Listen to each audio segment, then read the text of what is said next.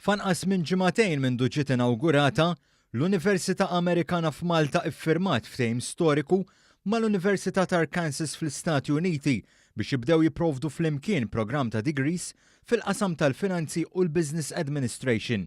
Fis-stqarrija, l-Università Amerikana f'Malta qalet li dan il-ftehim jikkonferma l-impenn tagħha li ssaħħaħ il-pożizzjoni ta' Malta bħala ċentru internazzjonali ta' eċċellenza fil-qasam tal-edukazzjoni.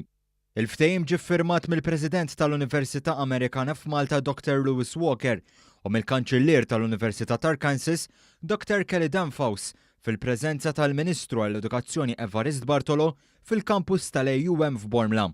L-Università ta' Arkansas hija istituzzjoni edukattiva ta' reputazzjoni għolja fl-Istati Uniti u għandha madwar 30,000 student u toffri korsijiet f'bosta oqsma. Ingħad li permezz ta' dan il-ftehim, l-istudenti fiż-żewġ istituzzjonijiet se jkunu jistgħu jagħmlu parti mill-istudji tagħhom fil-kampus taż-żewġ universitajiet.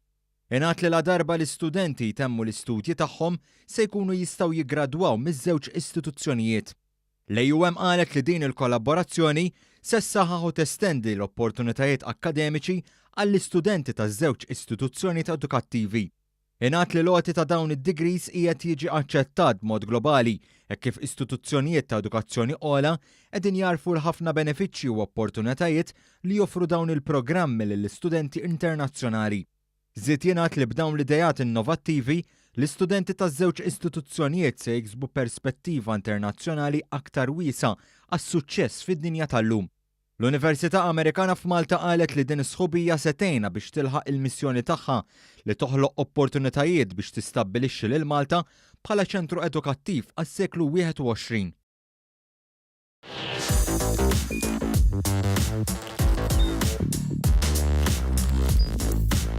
Idħol fuq one.com.mt u hemmhekk tista' tara l-programmi kollha li jxandru fuq One permezz ta' One Play.